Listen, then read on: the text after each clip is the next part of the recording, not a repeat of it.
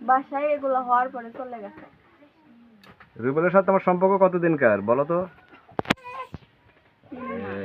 3 মাস। গত রাতে তোমাদের মানে বিয়ে হওয়ার কথা ছিল, তো বিয়ে কেন হলো না? ছেলে নাকি চলে গেছে। কোথায় গেছে জানি না। এই জন্য তুমি বাড়িতে এসে অন্বেষণ করতেছ বিয়ের দাবিতে? হ্যাঁ, আচ্ছা তুমি বলো তোমার কি কি দাবি একটু বলো তো। সব খুলে বলবেন যে কেন আসছেন, কে নিয়ে আসছে, কি আমি আসছি, আসার পরে আমার বাবা মা উঠছে, তখন আসছে আইসা হচ্ছে যে দরজায় ধাক্কা দিচ্ছে আর হচ্ছে শিকল ভাঙে গেছে। পরে হচ্ছে যে আমার করছে যে এখনো কেউ জানে না, আমি তোমারে রাইখা আসি। আমি করছি হচ্ছে আমি যাবো না। পরে ওখানে গেছে, আমি করছি যাবো না, আমার হাত ধরে নিয়ে গেছে। পরে আমি করছি আমি যাবো না। ওখানে গেছে, পরে ও কে জানে ওই দিক থেকে লাইট মারছে আর ও দৌড় দিছে। দৌড় দেওয়ার পরে আমি ওর পিছে পিছে দৌড় দিছি।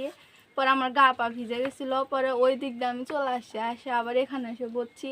পরে সবাই আমারে মানে যা কইছে করার পরে হচ্ছে যে রাত্রে বিয়ে পড়ানোর কথা ছিল। পরে ছেলে পায়খানার নাম করে চলে গেছে, চলে যায়।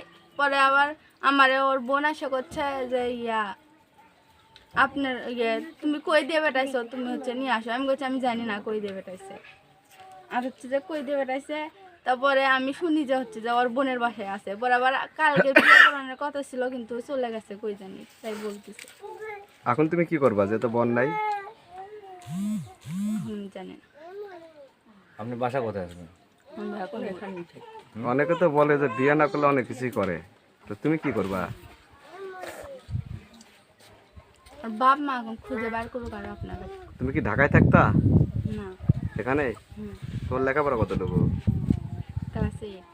ক্লাস 8 এর একটা ছাত্রী হয় এরকম বিয়ের দাবিতে চলে আসছে, তোমার তো বয়সই হয়নি। ছেলে কি করে?